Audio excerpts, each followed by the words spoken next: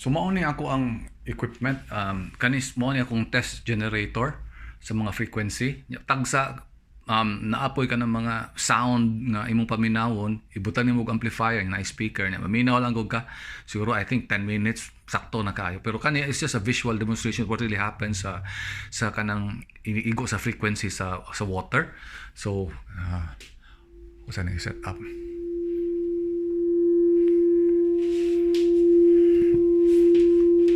So makita nimo ning reflection ron sa kuan sa water.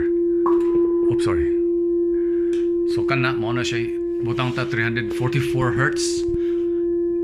Pwede na nimo ma-shift na nako mulain ang tingog ko. Oh, kita kana. Nga dire makita nimo na ang body of water. So kung ako ani siyang i-toggle, makabantay ka mo change na ang kuan, mo change na ang water mo behave na siya differently.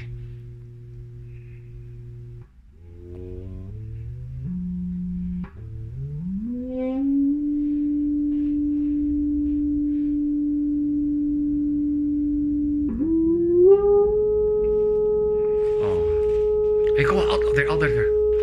So nakita ka na siya i-form nga pattern. So kung imo ako ana siyang i-switch i-kuan, mo change pud na siya. Ako na gisuwat na ako change ang pitch ron. Disorganized na kay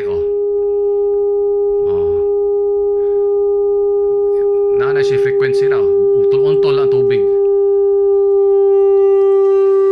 Pisik-pisik na gyud siya. Ni-reduce siya. Wala siya, wala ning gitawag frequency nga duol sa flower of life, may term nila ani. 369 is technically kanang kuan ni Tesla. Wala siya 369 hertz. So kining pisik-pisik ganina was because kuan kato nga frequency di tumao disruptive kayo. So mao na siya ang kuan makita nimo ang kuan